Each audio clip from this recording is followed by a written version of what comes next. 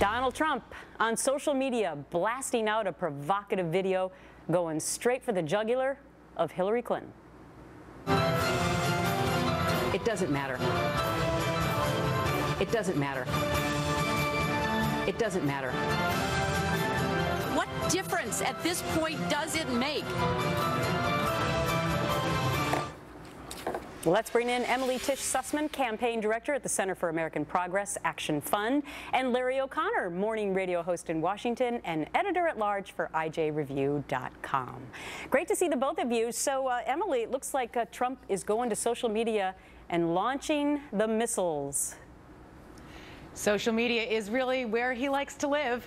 And I think it makes a ton of sense, considering all of his policy proposals and really anything he's been launching in the realm of running for president is in a soundbite. So 140 characters is the right place for him. I think the difference in what we're seeing from Trump here than what we've seen past is that he's actually starting to focus on as if he's acting like he is the nominee and has moved a little bit past attacking other Republicans, which he may go back to. Okay, well, it's interesting because Carly Fiorina has also been launching missiles against Hillary Clinton since she announced she was running for president. But what do you make, Larry, of the social media? I want to show this to our viewers and to you guys too, because look how many likes Donald Trump has on Facebook compared to the other candidates. He has 3.1 million. The next closest is Carson at 2.3. Twitter, 4.1 million followers. That's Hillary Clinton. Trump is 3.8 million. And Instagram, 315K for Trump, Hillary Clinton, 230K. Social media has a huge impact, right, Larry? Yeah, it sure does. I mean, of course, as you said, I'm one of the editors at IJ Review, and we live and breathe off of social media, and it's very smart to build that up. Donald Trump has been saying interesting, provocative things for quite some time. Now it happens to be about Hillary Clinton, and it's very smart. I mean, I know Emily would like to think that this is that Donald Trump is just a soundbite politician, but he just released a pretty comprehensive immigration program. I haven't seen anything comprehensive from Hillary Clinton except her comprehensive effort to delete her emails from her server.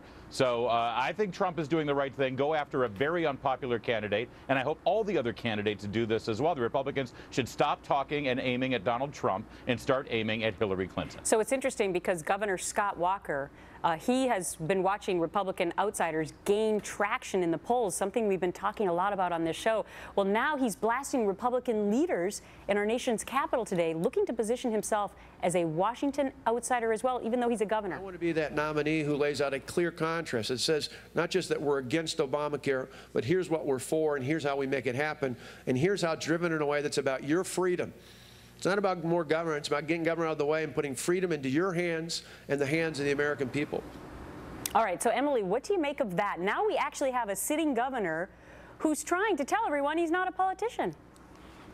It is so interesting. When we looked at this field initially, you know, there really hadn't been a thought that Trump would be a serious candidate, and I think some would argue that he's still not a serious candidate. But Walker really thought that he was going to occupy this anti-establishment, anti-Washington space within the Republican field. You know, Jeb Bush was going to be more of the establishment, Christie was going to be more moderate Northeastern, and Walker thought he was really going to occupy this anti-establishment space. Trump has come in and so blown it up that Walker just really doesn't know where to go. You know, the biggest problem for Walker is that not only is he a sitting governor, but there have been a series of corruption charges against him in the state, and he's been taking every page out of the playbook from these very large donors that he's been responding to every one of the policies that they've been putting forward. The other interesting thing, the biggest challenge. The other interesting thing, though, Larry, is that he came out and said, yeah, I'm also in favor of getting rid of citizenship, birthright citizenship, just like Trump was in his immigration plan.